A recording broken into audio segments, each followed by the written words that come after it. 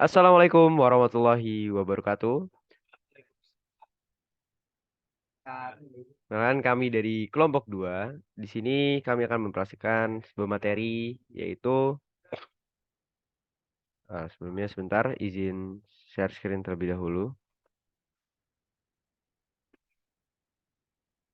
Itu di sini kami akan mempresentasikan yaitu hukum Gauss di simetri silinder.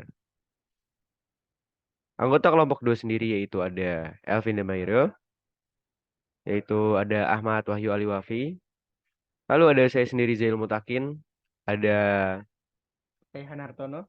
Antono, dan terakhir ada Oke. Hukum Gauss merupakan konsep yang digunakan untuk menjelaskan hubungan antara muatan dan fluks listrik yang menembus suatu permukaan tertutup yang memiliki muatan tersebut digunakan untuk menentukan medan listrik. Bila sumber muatan diketahui dan sebaliknya. Simetri dan hukum Gauss. Hukum Gauss digunakan untuk menghitung medan listrik yang dihasilkan oleh sumber bersimetri tinggi. Simetri sumbernya itu sendiri ada bola, silinder, dan bidang. Yang minimal permukaan sumber sendiri bola akan menjadi bola konsentrik, silinder akan menjadi silinder koaksial, dan bidang akan menjadi pillbox.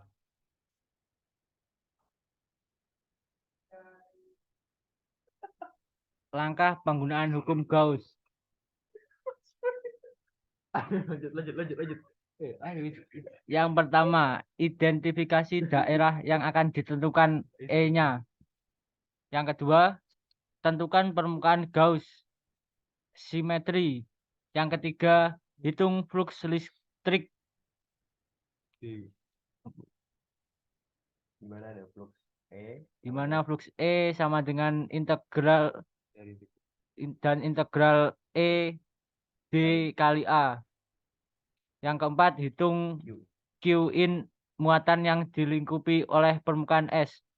Dan yang kelima, gunakan hukum Gauss untuk menghitung E, yang dimana flux E sama dengan integral E kali dA sama dengan Q in per mu 0. Pemilihan permukaan Gauss. Pilihan permukaan di mana E tegak lurus dan konstan, sehingga fluksnya adalah EA atau min EA. Atau pilihlah permukaan di mana E paralel, sehingga fluksnya adalah 0. Contoh medan uniform. Yang pertama di permukaan atas, flux bernilai EA. Di permukaan bawah, flux bernilai min EA. Pada sisi-sisi permukaan, flux bernilai 0. Hukum Gauss yang dibahas oleh kelompok kami adalah simetri silinder.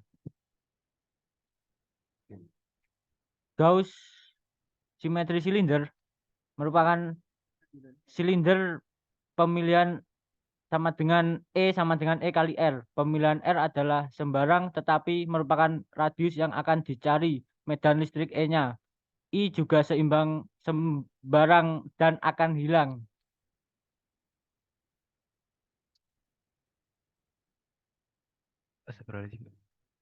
Selanjutnya saya akan melanjutkan dari Dani, di mana muatan total yang terlingkupi sama dengan Q in sama dengan lambda dikali L atau luas panjang kawatnya. Di mana flux E sama dengan integral dari E dikali D A sesuai dengan arah induksinya dan juga E integral dari dA sama dengan EA. Di mana E dikali 2pi RL sama dengan Q in per mu 0 sama dengan lambda dikali L per mu 0. Dan menghasilkan output akhir yaitu menjadi E sama dengan lambda dibagi 2pi mu 0 R dikali R vektor. Dapat dilanjutkan? Oke, untuk contoh soal dari medan listrik di area R kurang dari A, medan listrik di daerah R kurang dari A berada di dalam silinder A. Jika dibuat permukaan Gauss pada daerah tersebut, maka permukaan tersebut akan melingkupi daerah yang memiliki rapat muatan ρ. Dilanjutkan dengan Mas Rehan Hartono. Ya, terima kasih. Saya di sini saya akan menjelaskan bagaimana dengan menjawab soal yang ada tadi. Dengan hukum Gauss kita memperoleh medan listrik daerah R kurang dari A adalah integral E dikali dA sama dengan QR kurang dari A sama dengan mu 0 per mu 0. ER kurang dari A 2pi RL sama dengan QR kurang dari A per mu 0. R kurang dari A sama dengan QR kurang dari A per 2pi mu 0 RL. Selanjutnya, densitas muatan di dalam permukaan Gauss adalah rho sama dengan Q plus per pi A kuadrat L.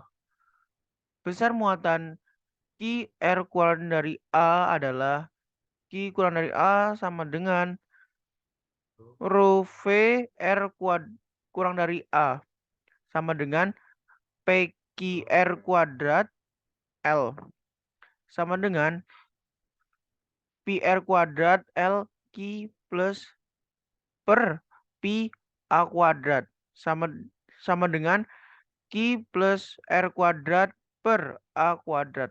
Selanjutnya,